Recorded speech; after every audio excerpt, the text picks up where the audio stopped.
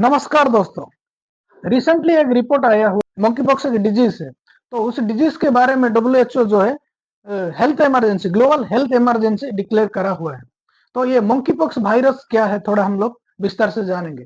Monkey pox जो virus है वो सबसे पहले 1958 में डेनमार्क देश का बहुत सारे मंकीस एक जगह में थे, उस मंकीस में वो वायरस मिला था सबसे पहले।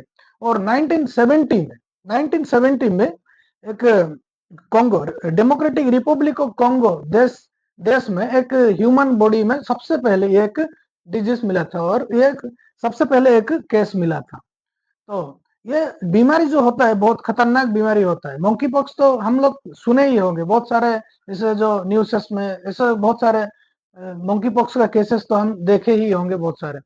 और मंकी पॉक्स का जो लक्षण होता है, मंकी पॉक्स का लक्षण जो होता है, सबसे पहले एक बड़ी लक्षण जो होता है वो हमारे शरीर में पिंपल सा निकलते हैं, बहुत सारे पिंपल सा निकलते हैं और सर दर्द होता है और बुखार आता है, शरीर को बुखार आता है और कमर दर्द करने लगता है और एनर्जी लेवल जो हमारा होता है वो बिल्कुल डाउन सा हो जाता है।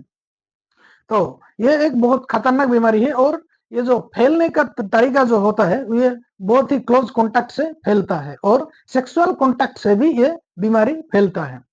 तो ये बीमारी जो है ये 116 देश में फैल चुका है, अब तक 116 देश में फैल चुका है। अफ्रीका का एक देश है डेमोक्रेटिक रिपब्लिक ऑफ कॉन्गो, तो उस कंट्री में अभी तक 2022 से 2024 तक कम से कम 14,000 केसेस जो है वो रिपोर्ट कर दिया गया है और 524 केसेस जो है वो डेथ केस रिपोर्ट कर दिया गया है।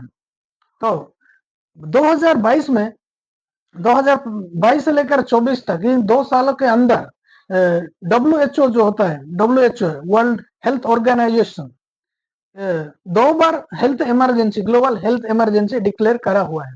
तो डब्ल्यूएचओ क्या है, थोड़ा थोड़ा समझाने के। डब्ल्यूएचओ का मतलब होता है वर्ल्ड हेल्थ ऑर्गेनाइजेशन।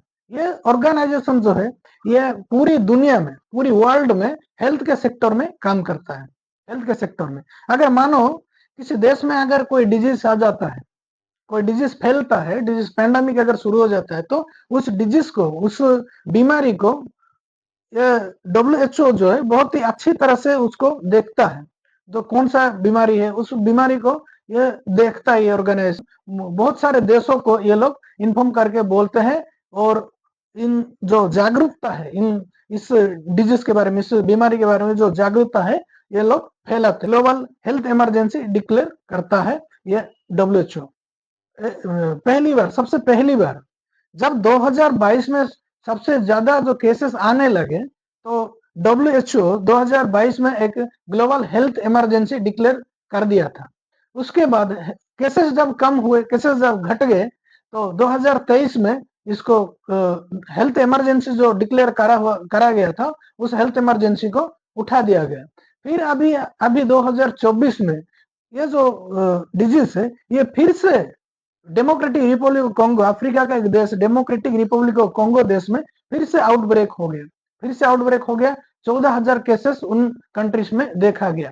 तो 524 डेथ केस भी उस कंट्री में रिपोर्ट कर दिया गया है। और ये जो डिजीज है पूरी 116 कंट्रीज में फैला हुआ है। ये बहुत ही खतरनाक बीमारी है। इसी वजह से ग्लोबल डब्ल्यूएचओ जो है इस डिजीज को ग्लोबल हेल्थ इमरजेंसी घोषित कर दिया है।